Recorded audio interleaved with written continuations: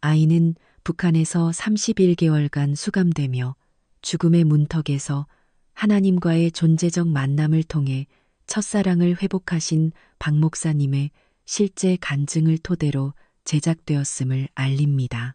저는 그때 정말 죽어가고 있었습니다. 몸무게가 22kg이나 빠진 채로 차가운 콘크리트 바닥에 쓰러져 있었어요. 가슴이 찢어지듯 아팠고 숨을 쉴 때마다 폐의 깊숙한 곳에서 쇳소리가 났습니다. 형광등이 깜빡거리며 내뿜는 차갑고 푸른 빛이 제 얼굴을 비추고 있었죠. 감옥복도 어디선가 철컥거리는 소리가 울려 퍼졌습니다. 간수들의 군화 소리가 점점 멀어져 갔습니다. 저는 혼자였어요. 완전히 혼자서 죽음과 마주하고 있었습니다. 그런데 그 순간 믿을 수 없는 일이 벌어졌습니다.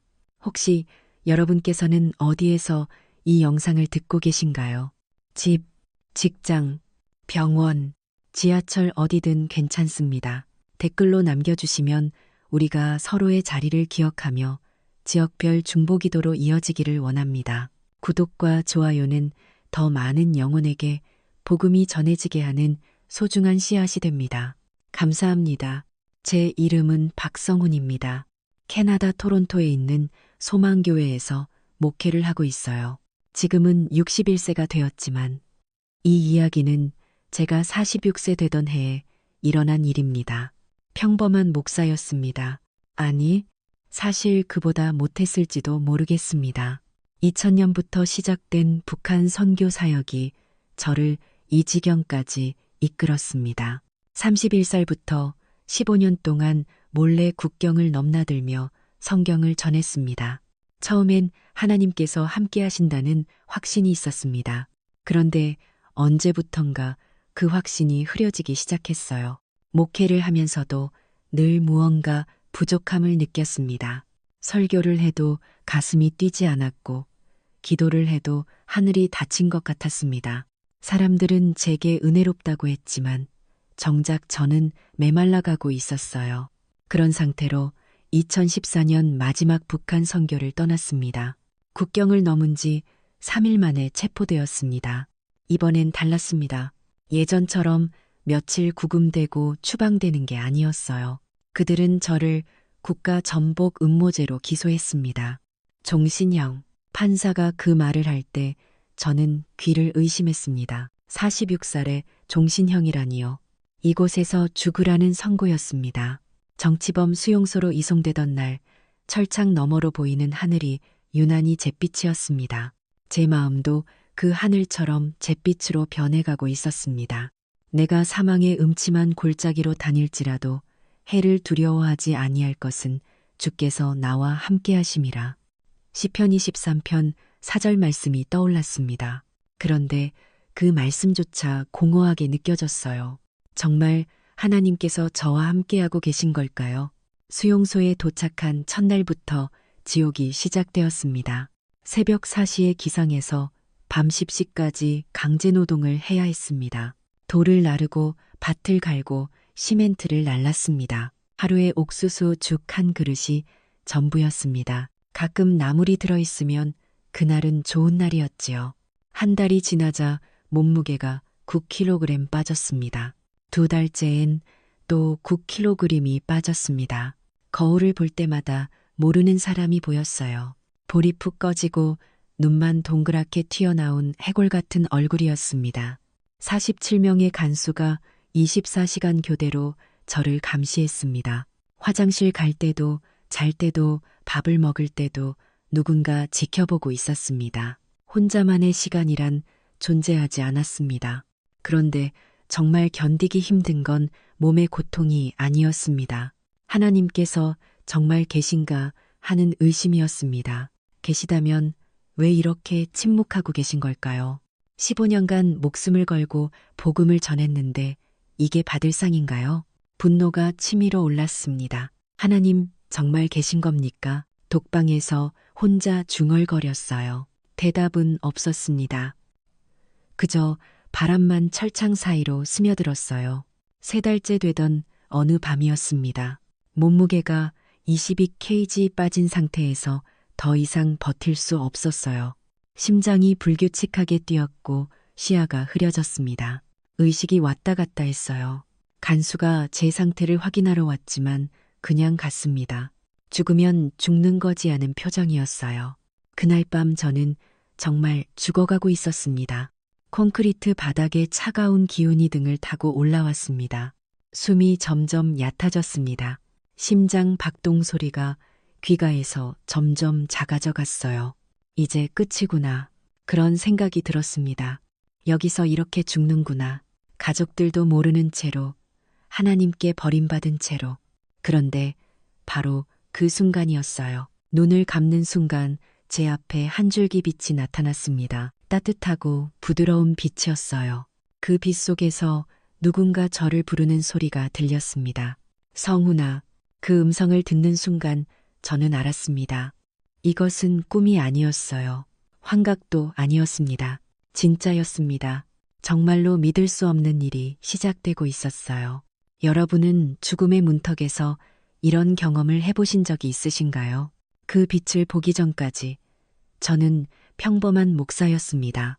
아니, 사실 평범하다고 하기에도 부끄러운 목사였어요. 캐나다 토론토 소망교회에서 목회를 하면서도 언제부턴가 제 신앙이 식어가고 있다는 걸 느꼈습니다.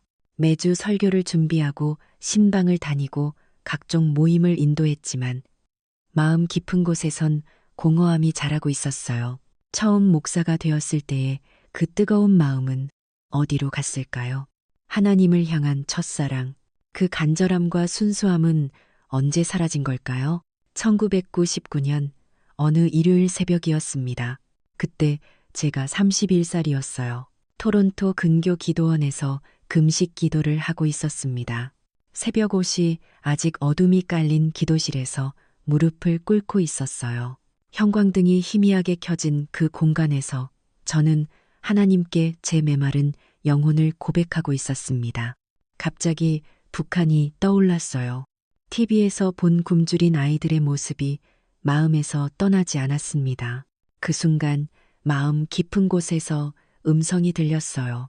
성훈아, 저들에게도 내 말씀이 필요하다. 그때만 해도 확신이 있었습니다. 이것이 하나님의 부르심이라고 믿었어요. 오랫동안 메말랐던 제 영혼에 다시 불이 타오르는 것 같았습니다. 기도원에서 집으로 돌아오는 길에 제 마음은 이미 결정되어 있었어요. 영 스트리트를 걸으면서도 계속 북한 생각만 했습니다. 거실로 들어서니 아내 순이가 따뜻한 차를 준비하고 있었어요. 저는 순이에게 북한에 가려고 한다고 말했습니다. 순이가 놀란 표정으로 저를 바라보더니 무슨 소리예요? 위험하잖아요 라고 말했습니다. 하며 걱정을 표했어요. 그녀의 목소리에는 두려움이 섞여 있었습니다.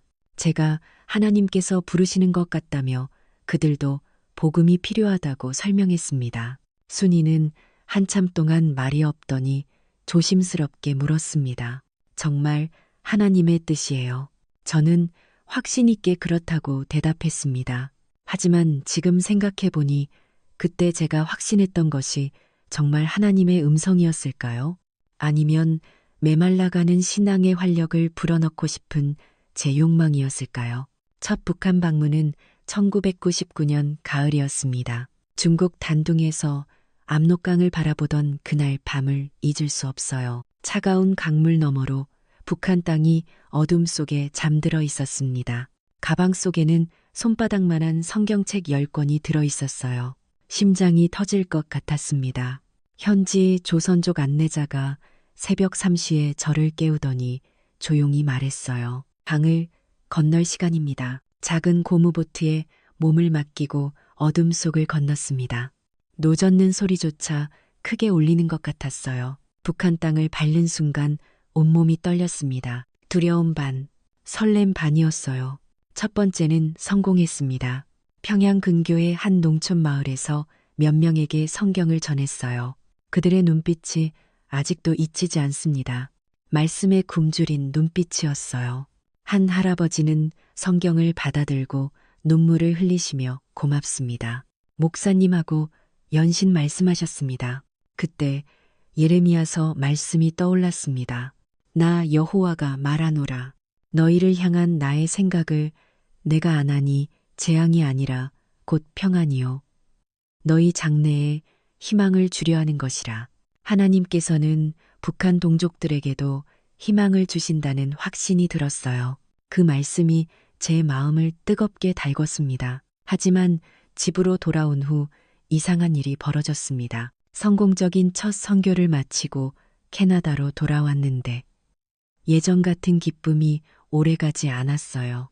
몇 달이 지나자 또다시 영적 갈증이 시작되었습니다. 설교를 해도 가슴이 뛰지 않았고 기도해도 하늘이 막힌 것 같았어요. 그래서 다시 북한에 가야겠다고 생각했습니다. 1년에 2번, 때로는 3번씩 갔습니다. 갈 때마다 짧은 충전의 시간을 가졌지만 돌아오면 또 메말랐습니다. 교인들은 제게 은혜롭다고 했습니다. 순이도 당신은 정말 헌신적인 목사예요 하며 자랑스러워했어요. 하지만 정작 저는 점점 더 공허해져 갔습니다. 이상했어요. 목숨을 걸고 복음을 전하는 일을 하고 있는데 왜 제 영혼은 더 메말라가는 걸까요? 왜 하나님께서는 점점 더 멀게 느껴지는 걸까요? 15년이 흘렀습니다. 2015년이 되었어요. 그해 봄 저는 47세가 되어 있었습니다. 북한 선교를 시작한 지 15년이나 된 거였어요. 하지만 여전히 제 마음의 갈증은 해결되지 않았습니다. 교인들은 이제 편히 쉬라고 했습니다. 그러나 저는 북한 선교를 계속하고 싶었습니다. 아니, 정확히 말하면 계속해야만 했습니다. 그것만이 제 존재 의미를 확인시켜주는 유일한 길 같았거든요. 그해 가을, 마지막 북한 선교를 떠나기 전날 밤이었습니다. 침실에서 잠들기 전 기도했습니다. 순이는 이미 잠들어 있었습니다. 창밖으로 토론토의 가로등 불빛이 들어오고 있었어요. 저는 하나님께 솔직하게 고백했습니다. 15년간 북한 선교를 했지만 정작 제 마음은 점점 더 메말라가고 있다고요. 처음 목사가 되었을 때의 그 뜨거운 첫사랑이 그립다고요.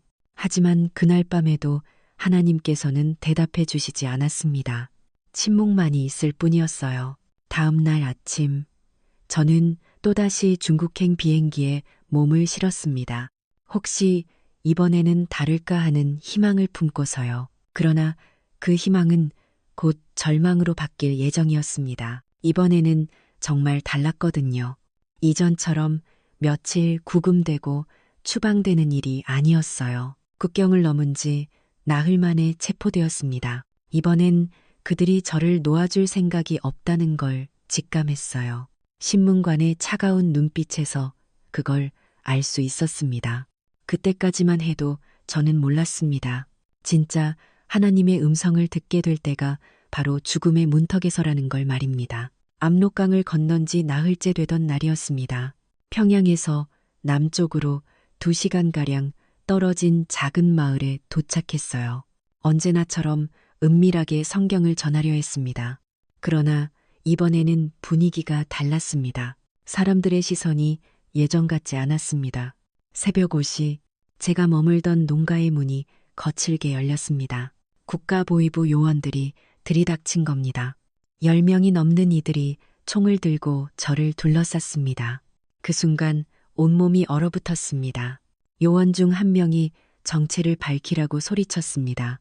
저는 관광객이라고 둘러댔습니다. 하지만 그들은 이미 모든 걸 알고 있었습니다. 제 가방에서 성경책들이 쏟아져 나왔습니다. 작은 성경책 몇 권과 찬송가 몇 권이 바닥에 흩어졌습니다. 요원들의 눈빛이 차갑게 변했습니다.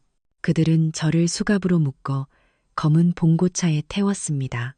창문조차 없는 캄캄한 차 안에서 저는 떨고 있었습니다. 이번에는 정말 큰일이 날 것 같았어요. 평양 시내의 낡은 콘크리트 건물로 끌려갔습니다.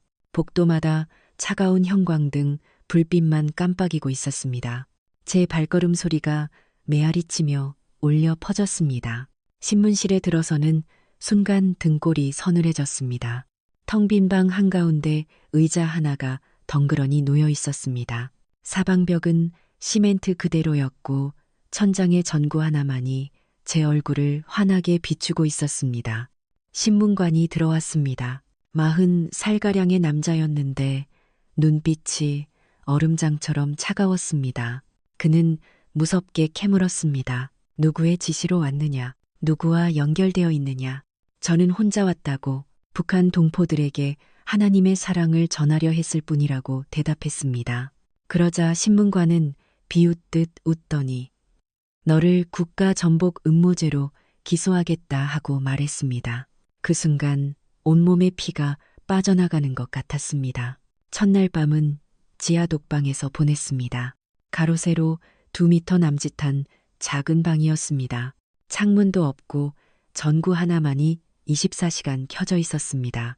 바닥은 차가운 콘크리트였고 모서리 구멍 하나가 화장실이었습니다. 그날 밤 저는 무릎을 꿇고 기도하려 했지만 기도가 나오지 않았습니다. 목이 메어 아무 말도 할 수 없었습니다. 두려움과 절망만이 밀려왔습니다.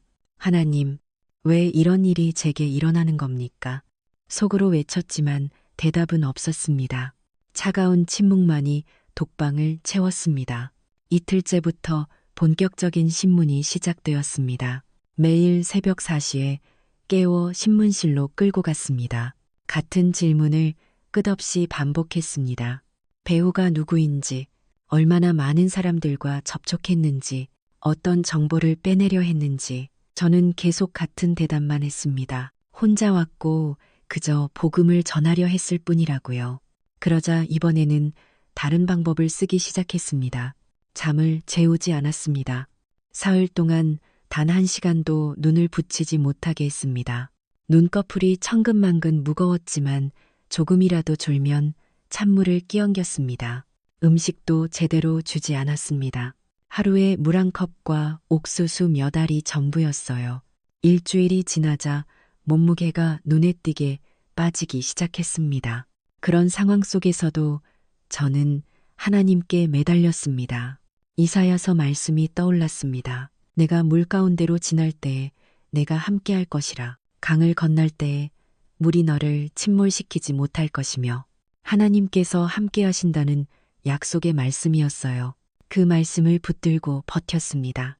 그러나 현실은 점점 더 가혹해졌습니다. 한 달이 지나자 정식 재판이 열렸습니다. 재판이라고는 했지만 형식에 불과했습니다. 변호사도 없었고 증인도 없었어요. 판사 3명이 저를 내려다보며 이미 준비된 판결문을 읽었습니다. 피고인 성운에게 국가전복 음모죄로 종신형을 선고한다. 그 순간 머릿속이 하얘졌습니다. 종신형이라니요. 47살의 종신형이라니. 여기서 죽으라는 선고나 다름없었습니다. 법정을 나설 때 다리가 후들거렸습니다.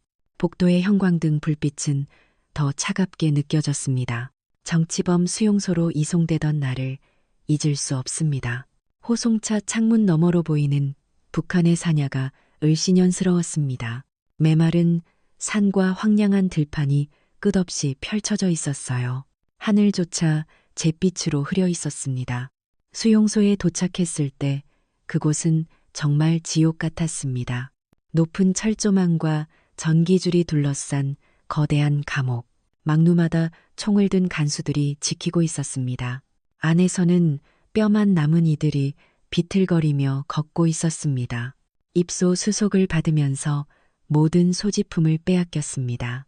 시계도, 반지도, 심지어 안경까지 모두 가져갔습니다. 이제 저는 아무것도 가진 게 없었습니다. 관리소장이 저에게 소리쳤습니다. 여기서는 하나님도 예수도 필요 없다. 오직 우리 체제만이 신이다. 그 말을 들으며 가슴이 찢어지는 듯 했습니다. 독방으로 가는 길에 다른 수감자들을 보았는데 모두 해골처럼 말라 있었고 눈빛마저 죽어 있었습니다. 곧 저도 저렇게 될 거라는 생각이 들었습니다. 제 독방은 가로 5미터, 세로 2미터 남짓한 작은 공간이었습니다. 시멘트 바닥 위에 얇은 매트리스 하나뿐이었어요.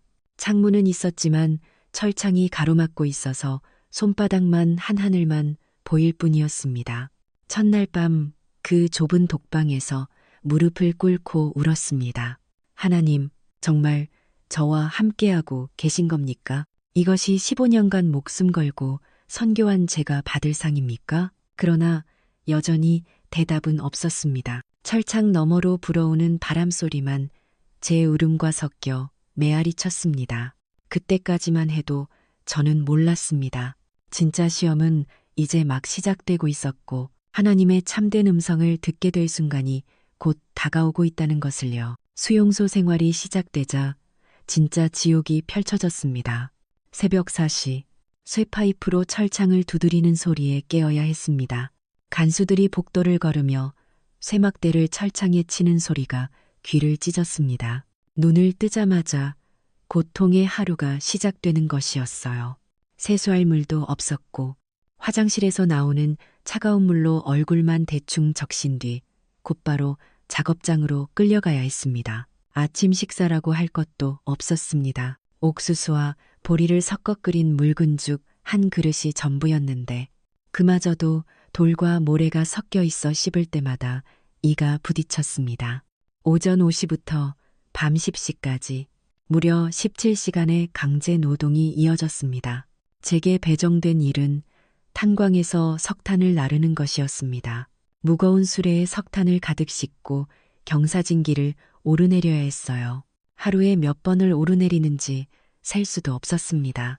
처음 일주일은 정말 죽을 것 같았습니다. 손에는 물집이 잡히고 어깨와 등은 쑤셨습니다. 발톱이 빠지고 발가락에서는 피가 났습니다. 하지만 그보다 더 견디기 힘든 건 굶주림이었습니다. 점심에는 옥수수의 무청을 몇 가닥 넣은 것이 전부였고 저녁도 마찬가지였습니다. 하루 종일 그것만 먹고 17시간 노동을 해야 했습니다. 한 달이 지나자 몸에 변화가 일어났습니다. 거울을 볼 때마다 놀랐습니다. 볼은 푹 들어가고 눈만 크게 튀어나와 있었어요. 팔과 다리는 나무 젓가락처럼 가늘어졌고 몸무게가 10kg 넘게 빠졌습니다. 2달째에는 더 심해졌습니다. 옷이 몸에서 헐렁하게 떨어졌고 벨트를 해도 바지가 흘러내렸습니다. 걸을 때마다 다리에 힘이 없어 비틀거렸습니다. 그런데도 강제노동은 계속되었습니다. 쓰러져도 일어나서 다시 일해야 했습니다. 어느 날은 탄광에서 일하다가 정말 쓰러졌습니다. 눈앞이 깜깜해지면서 의식을 잃었습니다. 깨어보니 차가운 바닥에 누워 있었고 간수가 저를 발로 차며 소리쳤습니다. 일어나서 일해. 저는 비틀거리며 다시 수레를 끌어야 했습니다. 그때 마태복음의 말씀이 떠올랐습니다. 몸은 죽여도 영혼은 능히 죽이지 못하는 자들을 두려워하지 말라. 하지만 그 말씀조차 공허하게 들렸습니다. 정말 하나님께서 제 영혼을 지켜주고 계신 걸까요? 3달째가 되자 더 이상 버틸 수 없을 것 같았습니다. 몸무게가 20kg 넘게 빠져 거의 해골 같았고 피부는 누렇게 떴으며 머리카락이 빠지기 시작했습니다. 잇몸에서는 피가 나고 이가 흔들렸습니다. 밤에는 독방에서 혼자 울었습니다. 아무도 모르게 이불을 뒤집어 쓰고 소리 없이 눈물을 흘렸습니다. 하나님, 저를 버리신 겁니까? 왜 이렇게 고통을 주십니까? 기도할 힘도 없었고 원망만 쌓여갔습니다. 48명의 간수가 교대로 저를 감시했습니다. 화장실을 갈 때도 따라왔고 잘 때도 지켜봤습니다. 혼자만의 시간이란 존재하지 않았습니다. 어떤 간수는 저를 보며 비웃었습니다. 목사놈이 어디 갔나? 너희 하나님은 왜 안 오나? 그 말을 들을 때마다 가슴이 찢어졌습니다. 정말 그랬습니다. 하나님은 어디 계신 걸까요? 왜 이렇게 침묵하고 계신 걸까요? 4달째가 되던 어느 날이었습니다. 탄광에서 일하다가 갑자기 가슴이 답답해지고 숨이 차고 어지러웠습니다. 심장이 불규칙하게 뛰었고 그날 밤 독방에서 잠들려고 누웠는데 숨이 제대로 쉬어지지 않았습니다. 가슴이 조이고 식은땀이 흘렀습니다. 이제 정말 죽는구나. 여기서 이렇게 죽는구나. 가족들도 모르는 채로 하나님께 버림받은 채로 그런 생각이 들었습니다. 간수가 제 상태를 확인하러 왔지만 그냥 갔습니다. 죽으면 죽는 거지. 뭘 어쩌라고 하는 표정이었습니다. 그날 밤 저는 정말 죽어가고 있었습니다. 의식이 왔다 갔다 했고 심장 박동이 점점 약해졌습니다. 콘크리트 바닥에 차가운 기운이 등을 타고 올라왔습니다. 숨이 점점 얕아졌고 심장 박동 소리가 귀가에서 점점 작아졌습니다. 하나님, 정말 계시는 겁니까? 마지막으로 그렇게 물었습니다. 하지만 여전히 대답은 없었습니다. 분노가 치밀어 올랐습니다. 15년간 목숨을 걸고 복음을 전했는데 이게 받을 상입니까? 이렇게 개죽음을 당하라고 부르신 겁니까? 만약 하나님께서 정말 계시다면 지금 여기서 저에게 나타나 보세요. 마음속으로 그렇게 외쳤습니다. 더 이상 참을 수 없었습니다. 그런데 바로 그 순간이었습니다. 눈을 감는 순간 제 앞에 한 줄기 빛이 나타났습니다. 따뜻하고 부드러운 빛이었습니다. 그 빛 속에서 누군가 저를 부르는 소리가 들렸습니다. 성훈아. 그 음성을 듣는 순간 저는 모든 것을 알았습니다. 이것은 꿈이 아니었습니다. 환각도 아니었습니다. 진짜였습니다. 하나님께서 정말로 죽음의 문턱에 선 저에게 나타나신 것이었습니다. 그 빛이 나타나는 순간 모든 것이 바뀌었습니다. 차가운 독방의 콘크리트 바닥에 누워있던 제가 갑자기 다른 곳에 있었습니다.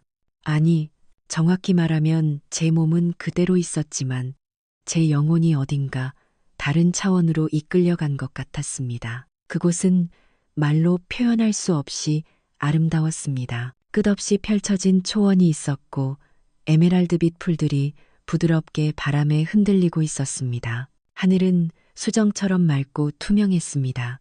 그런데 가장 놀라운 것은 그 모든 것에서 생명이 꿈틀거리고 있다는 느낌이었습니다. 저 멀리서 무언가 다가오고 있었습니다. 처음에는 작은 점처럼 보였는데 점점 가까워질수록 그것이 무엇인지 알 수 있었습니다. 거대한 호랑이였습니다. 하지만 무섭지 않았습니다. 오히려 위험이 있으면서도 평화로웠습니다. 호랑이 옆에는 금빛으로 빛나는 두꺼비가 있었습니다. 신기하게도 그 두꺼비도 전혀 징그럽지 않았습니다. 고귀하고 거룩한 느낌이었습니다. 그들이 제게 다가왔을 때 저는 무릎을 꿇었습니다. 그래야만 할 것 같았습니다. 경외감이 온몸을 휘감았습니다. 그때 제 뒤에서 음성이 들렸습니다. 누군가 제 이름을 부르시는 소리였습니다. 돌아보니 한 분이 서 계셨습니다. 얼굴은 선명하게 보이지 않았지만 그분이 누구신지 알 수 있었습니다. 예수님이셨습니다. 예수님께서 제게 손을 내밀어 주셨습니다. 그 손은 따뜻하고 부드러웠습니다. 예수님의 손을 잡는 순간 지금까지 느꼈던 모든 고통과 절망이 사라졌습니다. 예수님께서 말씀하셨습니다. 두려워하지 말라. 그 음성은 천둥같이 웅장하면서도 속삭임처럼 부드러웠습니다. 예수님께서 저를 이끌어 더 높은 곳으로 올라가셨습니다. 그곳에서 내려다본 풍경은 장관이었습니다. 수정 같은 강물이 흐르고 온갖 꽃들이 피어 있었습니다. 그런데 그 모든 것이 살아 있었습니다. 꽃들도 나무들도 심지어 돌들까지도 생명으로 맥동하고 있었습니다. 제가 조심스럽게 이곳이 어디인지 여쭈었습니다. 내 아버지의 집이니라. 그때 시편의 말씀이 떠올랐습니다. 내가 사망의 음침한 골짜기로 다닐지라도 해를 두려워하지 아니할 것은 주께서 나와 함께 하심이라. 아, 정말로 주님께서 저와 함께하고 계셨구나. 그 깨달음이 온 존재를 관통했습니다. 예수님께서 저를 한 곳에 앉게 하시고 말씀하기 시작하셨습니다. 성훈아, 네가 지금까지 무엇을 잃어버렸는지 아느냐? 저는 고개를 숙였습니다. 사실 모르겠다고 대답해야 했습니다. 너의 첫사랑을 잃어버렸느니라. 그 말씀이 제 가슴을 찔렀습니다. 요한계시록의 말씀이었습니다. 그러나 너를 책망할 것이 있나니 너의 처음 사랑을 버렸느니라. 맞았습니다. 저는 첫사랑을 잃어버렸습니다. 처음 하나님을 만났을 때의 그 뜨거운 마음, 그 간절함, 그 순수함을 어느새 잃어버렸습니다. 북한 선교도 목회도 모든 사역이 의무가 되어버렸습니다. 하나님을 사랑해서가 아니라 사명감 때문에, 책임감 때문에 했습니다. 언제부턴가 하나님과의 사랑 관계가 아니라 일의 관계가 되어버린 것이었습니다. 저는 눈물을 흘리며 용서해 달라고 고백했습니다. 예수님께서 말씀하셨습니다. 성훈아, 내가 너를 사랑하여 이곳에 데려왔느니라. 제가 놀라며 이곳에서요. 하고 여쭈니 예수님께서 그렇다고 하시면서 북한 감옥을 가리키셨습니다. 이곳은 내가 너를 위해 예비한 완벽한 수도원이니라. 그 말씀을 들었을 때 저는 충격을 받았습니다. 감옥이 수도원이라니요. 예수님께서 계속 말씀하셨습니다. 너는 지금까지 바쁜 세상 속에서 나와 깊이 교제할 시간이 없었. 그래서 내가 너를 이 조용한 곳으로 데려온 것이다. 이제 너는 매일 나와 함께 시간을 보낼 것이다. 나의 말씀을 묵상하고 나와 대화하고 나의 사랑을 체험할 것이다. 그때 빌립보서의 말씀이 떠올랐습니다. 이는 내게 사는 것이 그리스도니 죽는 것도 유익함이라. 죽음도 유익함이라는 말씀의 의미를 이제야 깨달았습니다. 이 고난도, 이 감옥도 유익한 것이었습니다. 제가 언제 이곳에서 나갈 수 있는지 여쭈었더니 예수님께서 네가 첫사랑을 완전히 회복할 때까지니라 하셨습니다. 그때 로마서의 말씀이 생각났습니다. 우리가 알거니와 하나님을 사랑하는 자, 곧 그의 뜻대로 부르심을 입은 자들에게는 모든 것이 합력하여 선을 이루느니라. 모든 것이 합력하여 선을 이루신다는 말씀이었습니다. 이 감옥도, 이 고난도 하나님의 선하신 계획 안에 있었습니다. 예수님께서 제 머리에 손을 얹어주셨습니다. 그 순간 말할 수 없는 평안이 임했습니다. 지금까지 느꼈던 모든 두려움과 절망이 사라졌습니다. 예수님께서 말씀하셨습니다. 이제 돌아가서 나와 함께 살아라. 매일 아침 7시간, 저녁 1시간씩 나와 함께 예배하라. 내 말씀을 묵상하고 나와 대화하라. 그러면 너의 첫사랑이 회복될 것이다. 그 말씀과 함께 서서히 그 아름다운 곳이 사라져갔습니다. 다시 차가운 독방의 콘크리트 바닥이 느껴졌습니다. 하지만 이번엔 달랐습니다. 같은 독방이었지만 전혀 다른 곳이 된 것 같았습니다. 감옥이 아니라 하나님께서 예비하신 수도원이었습니다. 눈을 뜨니 새벽이었습니다. 철창 사이로 들어오는 햇살이 따뜻했습니다. 그 햇살을 보며 저는 깨달았습니다. 하나님께서 저를 버리신 게 아니었습니다. 오히려 더 깊이 사랑하셔서 이곳으로 데려오신 것이었습니다. 첫사랑을 회복시켜 주시려고 말입니다. 이제 진짜 수도원 생활이 시작될 예정이었습니다. 눈을 뜬 순간 모든 것이 달라 보였습니다. 같은 독방이었지만 이제는 전혀 다른 곳이었습니다. 차가운 감옥이 아니라 하나님께서 저를 위해 특별히 예비하신 거룩한 수도원이었습니다. 철창 사이로 들어오는 아침 햇살조차 하나님의 사랑의 빛으로 느껴졌습니다. 제 마음에는 말할 수 없는 평안이 가득했습니다. 지난밤 예수님과의 만남이 꿈이었을까요? 아니었습니다. 너무나 생생하고 실제적이었습니다. 제 영혼 깊숙한 곳까지 변화가 일어났습니다. 새벽옷이 간수가 쇠파이프로 철창을 두드리며 저를 깨웠습니다. 예전에는 그 소리가 지옥의 종소리 같았는데 이제는 하나님께서 저를 부르시는 종소리로 들렸습니다.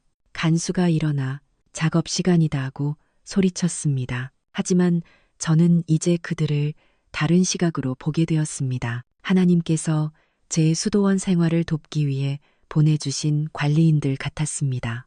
세수를 하면서 거울 속 제 모습을 보았습니다. 여전히 해골처럼 말랐지만 눈빛이 달라져 있었습니다. 절망이 아니라 희망이 있었고 두려움이 아니라 평안이 있었습니다. 작업장으로 향하면서 이사야서의 말씀이 떠올랐습니다. 내가 물 가운데로 지날 때에 내가 함께할 것이라. 강을 건널 때에 물이 너를 침몰시키지 못할 것이며, 이제 그 말씀이 무엇을 의미하는지 확실히 알게 되었습니다. 하나님께서 정말로 저와 함께하고 계셨습니다. 탄광에서 석탄을 나르는 노동이 다시 시작되었습니다. 여전히 힘들었지만 마음가짐이 완전히 달라져 있었어요. 이것도 하나님께서 제게 맡기신 일이라고 생각하니 오히려 감사가 나왔습니다. 다른 수감자들이 저를 이상하게 쳐다보았습니다. 어제까지만 해도 금방이라도 쓰러질 것 같던 사람이 갑자기 얼굴에 생기가 돌았으니 말이에요. 한 수감자가 조심스레 물었습니다. 목사님, 무슨 일이에요? 얼굴이 완전히 달라지셨어요. 저는 그들에게 말했습니다. 하나님께서 꿈에 나타나셔서 이곳을 수도원으로 바꾸어 주셨습니다. 그들은 믿기 어렵다는 표정이었지만 제 안에서 일어난 변화만큼은 부인할 수 없었습니다. 점심시간에 옥수수 죽을 떠먹으며 저는 감사 기도를 드렸습니다. 예전에는 개밥만도 못하다며 원망했던 음식이었는데 이제는 하나님께서 주신 소중한 일용할 양식으로 받았습니다. 오후 작업을 마치고 독방으로 돌아왔을 때 진짜 수도원 생활이 시작되었습니다. 예수님께서 말씀하신 대로 저녁 1시간을 온전히 예배의 시간으로 드렸습니다. 성경책은 없었지만 그동안 외워두었던 말씀들이 하나하나 떠올랐습니다. 우리가 알거니와 하나님을 사랑하는 자, 곧 그의 뜻대로 부르심을 입은 자들에게는 모든 것이 합력하여 선을 이루느니라. 로마서 8장 28절. 그 말씀을 묵상하며 저는 고백했습니다. 북한에서의 체포도, 종신형 선고도, 이 수용소 생활까지도 모두 하나님의 계획 안에서 합력하여 선을 이루는 과정이었음을요. 기도하는 가운데 눈물이 쏟아졌습니다. 그러나 이번엔 원망의 눈물이 아니라 감사의 눈물이었습니다. 하나님, 이제야 깨달았습니다.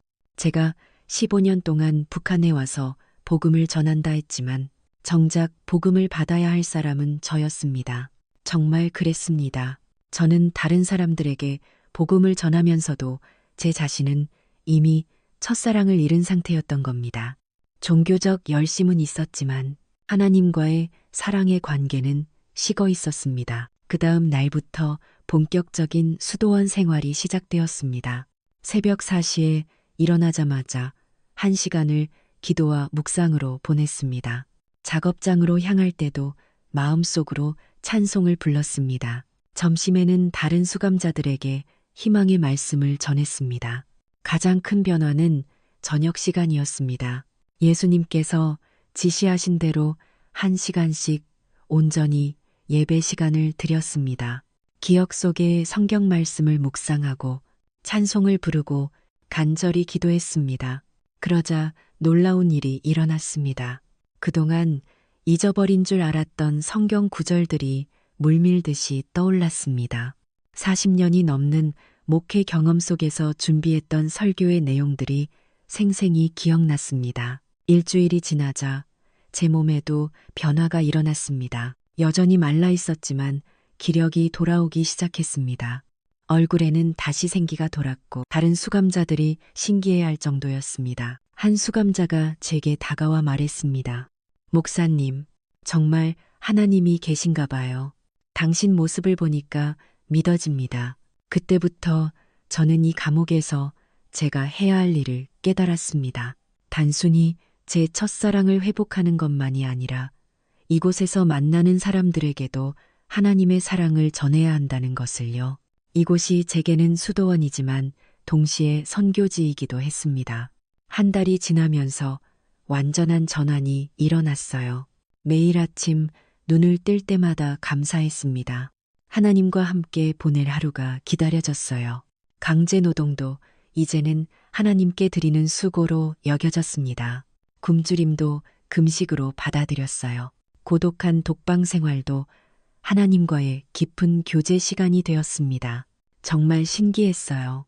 환경은 하나도 바뀌지 않았는데 제 마음이 바뀌니까 모든 것이 달라 보였습니다. 그런데 한 달째 되던 어느 저녁 기도하는 중에 마음속에서 음성이 들렸어요. 하나님께서 이제 나가서 이 은혜를 증언하라. 많은 사람들이 첫사랑을 잃어버리고 살고 있다. 그들에게 회복의 소망을 전하라 하며 말씀하시는 것 같았습니다. 그 순간 저는 깨달았어요. 언젠가는 이곳을 나가서 이 놀라운 은혜를 사람들에게 증언해야 한다는 것을요. 하지만 지금 당장은 이곳에서 하나님과 더 깊이 교제하며 첫사랑을 완전히 회복해야 했습니다. 이제 저는 확신했어요. 이곳이 바로 하나님께서 제게 주신 최고의 선물이라는 것을요. 감옥이 아니라 은혜의 수도원이었습니다. 앞으로 얼마나 더 이곳에 있을지 모르지만 그것도 하나님의 뜻이었어요. 제가 온전히 첫사랑을 회복할 때까지 하나님께서 원하시는 만큼 이곳에서 그분과 깊이 교제하며 살아가겠다고 결심했습니다. 그렇게 진짜 수도원 생활이 시작되었습니다. 예수님께서 말씀하신 대로 매일 아침 7시간 저녁 1시간씩 온전한 예배 시간을 가졌어요. 처음에는 힘들 것 같았는데 날이 갈수록 그 시간이 가장 기다려지는 시간이 되었습니다. 새벽 4시에 일어나자마자 첫 시간은 기도로 시작했어요. 무릎을 꿇고 하나님께 감사 기도를 드렸습니다. 이 감옥을 수도원으로 바꿔주신 것, 첫사랑을 회복시켜 주신 것, 오늘도 함께 하실 것을 감사드렸어요. 두 번째 시간은 말씀 묵상이었습니다. 성경책은 없었지만 43년간 목회하면서 외웠던 성경 구절들이 샘물처럼 솟아났어요. 한 구절, 한 구절 천천히 되뇌며 그 의미를 깊이 묵상했습니다. 세 번째부터 일곱 번째 시간까지는 설교 정리 시간이었어요. 43년간 준비했던 설교들을 하나씩 다시 정리했습니다. 놀랍게도 모든 것이 생생하게 기억났어요. 하나님께서 제 기억력을 회복시켜 주신 것 같았습니다. 이 시간들이 얼마나 달콤했는지 몰라요. 하나님과 단둘이 보내는 깊은 교제의 시간이었습니다. 작업 시간에도 변화가 있었어요. 탄광에서 석탄을 나르면서도 마음속으로는 계속 하나님과 대화했습니다. 무거운 수레를 끌면서도 찬송을 불렀어요. 다른 수감자들이 신기해할 정도였습니다. 목사님, 어떻게 이런 지옥 같은 곳에서도 그렇게 기뻐할 수 있어요? 한 수자가 저에게 묻자 저는 고린도후서의 말씀을 전해주었습니다. 내 은혜가 내게 족하다. 내 능력이 약한 데서 완전하여짐이라. 하나님의 은혜가 족하다는 말씀이었어요. 몸은 약해졌지만 영혼은 오히려 더 강해졌다고 설명했습니다. 점심시간마다 작은 전도 집회가 열렸어요. 굶주인 수감자들과 함께 옥수수 죽을 먹으면서 희망의 말씀을 나눴습니다. 처음에는 몇 명만 들었는데 날이 갈수록 더 많은 사람들이 모여들었어요. 어떤 수감자는 목사님 말씀을 들으면 마음이 따뜻해져 온다고 말했으며 또 다른 수감자는 이곳에서도 희망이 있다는 걸 처음 알았다고 고백하였습니다. 저는 로마서의 말씀을 자주 나눴어요. 우리가 알거니와 하나님을 사랑하는 자, 곧 그의 뜻대로 부르심을 입은 자들에게는 모든 것이 합력하여 선을 이루느니라. 이 고난도 하나님의 선하신 계획 안에 있다고 절망할 이유가 없다고 전했습니다. 저녁 예배 시간은 하루의 절정이었어요. 독방에 혼자 있으면서도 전혀 외롭지 않았습니다. 예수님께서 함께 계셨거든요. 찬송을 부르고 기도하고 말씀을 묵상하면서 하나님과 깊이 교제했어요. 이 시간에 놀라운 일들이 일어났습니다. 성경 구절들이 기가 막히게 연결되면서 새로운 깨달음을 주었어요. 43년간 목회했지만 이렇게 깊은 영적 체험은 처음이었습니다. 성경 암송도 시작했어요. 매일 한 장씩 암송하기 시작해서 몇 달 후에는 700편이나 되는 성경 구절을 외웠습니다. 시편, 잠언, 전도서, 복음서, 바울 서신까지 줄줄 외웠어요. 간수들도 저의 변화를 신기해했습니다. 이상하다. 다른 놈들은 다 죽어가는데 저 목사만 살아있네. 뭔가 다르긴 다르다. 몸의 변화도 놀라웠어요. 여전히 말랐지만 기력이 넘쳤습니다. 다른 수감자들이 쓰러져가는 상황에서도 저는 건강을 유지했어요. 이것도 하나님의 기적이었습니다. 한 해가 지나고 두 해가 지났습니다. 제 변화는 더욱 확실해졌어요. 매일 하나님과의 교제가 깊어갔습니다. 첫사랑이 회복된 정도가 아니라 처음보다도 더 뜨거운 사랑을 경험했어요. 다른 수감자들에게도 변화가 일어나기 시작했습니다. 절망에 빠져 있던 사람들이 희망을 품기 시작했어요. 자포자기했던 사람들이 다시 살 의욕을 갖기 시작했습니다. 목사님, 저도 하나님을 믿고 싶어요. 이곳이 정말 지옥인지 의심스럽습니다. 목사님 때문에 천국 같아요. 수감자들이 조심스럽게 고백했습니다. 3개월째에는 작은 기적들이 일어나기 시작했어요. 병들어 죽어가던 수감자가 제 기도 후에 회복되었습니다. 절망에서 자살을 시도하려던 사람이 제 말씀을 듣고 마음을 돌이켰어요. 간수들조차도 저를 다르게 대하기 시작했습니다. 예전같이 함부로 대하지 않았어요. 뭔가 특별한 사람이라는 걸 느끼는 것 같았습니다. 가장 큰 기적은 제 마음의 변화였어요. 처음 북한 선교를 시작했을 때보다도 더 큰 기쁨과 평안이 있었습니다. 하나님과의 사랑 관계가 완전히 회복되었어요. 아니, 회복을 넘어서서 더 깊고 진한 사랑을 경험했습니다. 매일 아침 눈을 뜰 때마다 감사했어요. 이런 은혜의 자리로 인도해 주신 하나님께 감격했습니다. 감옥이 아니라 정말 천국 같았어요. 이제 확신했습니다. 이곳에서의 시간들이 제 인생에서 가장 복된 시간이라는 것을요. 하나님과의 첫사랑이 완전히 회복된 것은 물론이고 그 사랑이 다른 사람들에게까지 흘러가고 있었습니다. 언제까지 이곳에 있을지 모르지만 그것도 하나님의 뜻이었어요. 하나님께서 허락하시는 만큼 이곳에서 더 많은 사람들에게 희망을 전하고 싶었습니다. 32개월이 흘렀습니다. 그 긴 시간 동안 저는 하나님과의 첫사랑을 완전히 회복했을 뿐만 아니라 그 사랑이 수용소 전체로 퍼져나가는 것을 목격했어요. 절망의 땅이었던 정치범 수용소에 희망의 씨앗들이 자라나고 있었습니다. 그런데 어느 날 갑자기 놀라운 소식이 들려왔어요. 이성민 석방이다. 간수가 제 독방 앞에서 그렇게 말했을 때 저는 귀를 의심했습니다. 종신형을 받은 제가 석방이라니요. 관리소장이 저를 불러서 말했죠.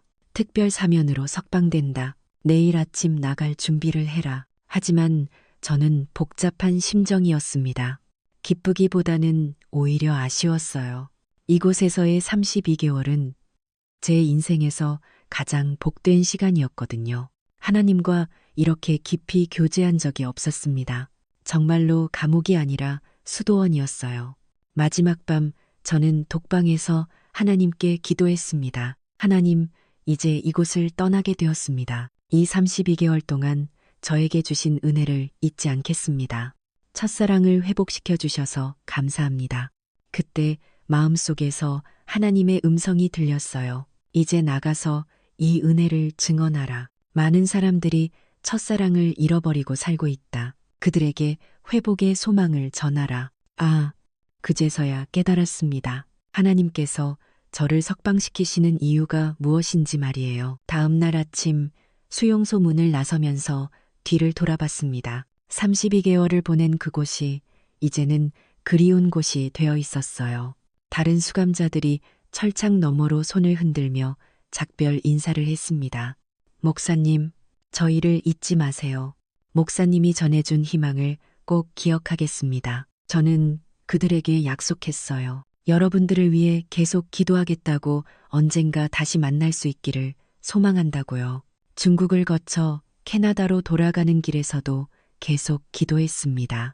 이 경험을 어떻게 사람들에게 전할지, 어떻게 하나님의 영광을 나타낼지 고민했어요. 밴쿠버 공항에 도착했을 때 순기와 교인들이 마중 나와 있었습니다. 순옥이가 저를 보자마자 눈물을 흘리며 말했어요. 당신이 많이 달라졌어요. 맞았습니다. 저는 완전히 다른 사람이 되어 있었어요. 교인들도 제 얼굴에서 빛이 난다고 말했습니다. 정말 그랬어요. 하나님과의 첫사랑이 회복되니까 얼굴에서부터 변화가 나타났습니다. 집에 돌아와서 첫 번째로 한 일은 감사 기도였어요. 하나님, 저를 북한 감옥으로 데려가 주셔서 감사합니다. 그곳에서 첫사랑을 회복시켜 주셔서 감사합니다. 이제 이 은혜를 많은 사람들과 나누게 해주세요. 그날 밤부터 증언을 정리하기 시작했습니다. 32개월 동안의 모든 경험을 세세하게 기록했어요.